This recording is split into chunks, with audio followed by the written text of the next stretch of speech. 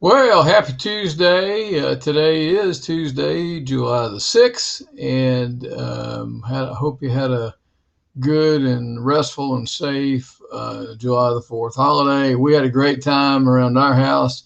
Our our grandson came down to see us and spent 3 or 4 days with us while his mom and dad kind of had a chance to get off and enjoy some time together, and it was great fun. Although I discovered that it's hard work chasing a 7 month old doing the stuff that they do. Anyway, so great fun. Hope you had a good weekend too.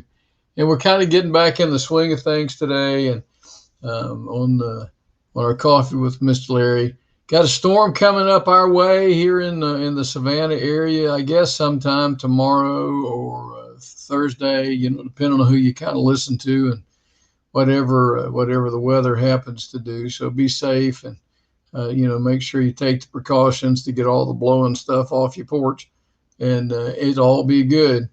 So I wanted to ask you a couple of questions today. Most of the people that I know personally, maybe not, a big chunk of the people I know personally are boomers, like me. And so I think a lot of the people that kind of listen in on these calls are kind of my age bracket, and they're either in retirement or headed into retirement. And so I always like to make sure I recognize as I teach some of these things, I kind of remember who my folks are that are listening.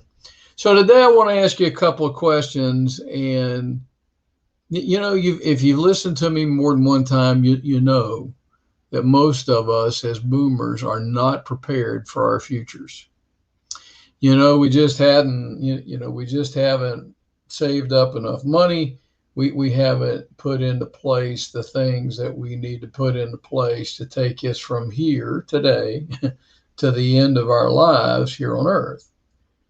And so part of what I believe is my calling is to have conversations with folks about you might not have an optimal way of doing things, but I'm pretty sure we can at least make it better, right? And better is better.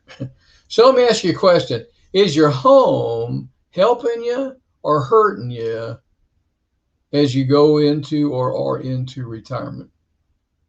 Is your home helping you or is it hindering you? For almost all of us, almost all Americans, the home is their largest single debt, and it's also their largest single asset.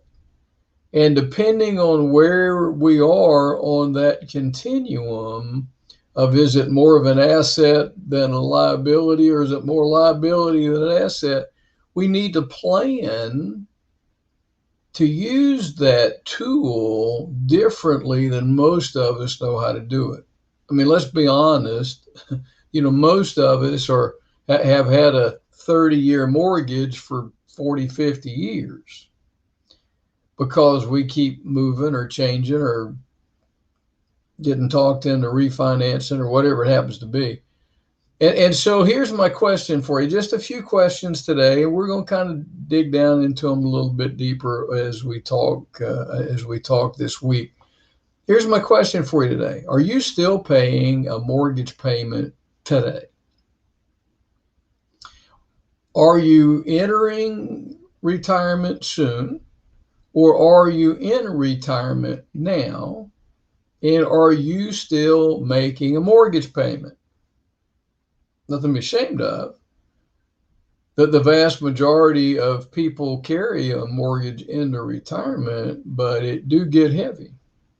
So let me ask you this question. If there was a way that you could make that mortgage payment optional instead of mandatory, would you want to know about it?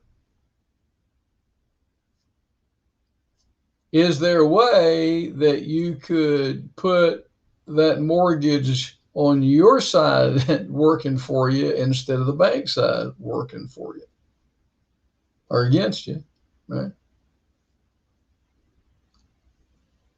Somewhere on that equity,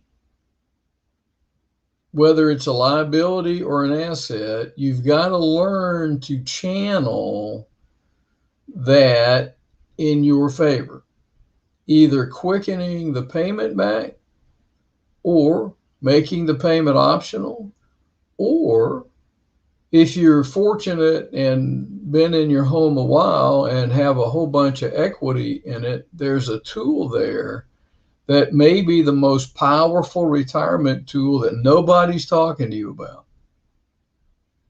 And it may be, again, maybe the thing that saves your financial bacon as you get older in life. So think about all these things. We're going to talk about different and sundry parts of this this week. And I'm around if you want to talk. You know how to get me. And I want to remind you today that God loves you, and He's especially fond of you. And as you go out and about today, remind somebody else of that fact. Have a good day. Good Lord willing, and that creek doesn't rise. We will see you again tomorrow on another episode of Coffee with Mr. Larry. God bless you. Bye-bye.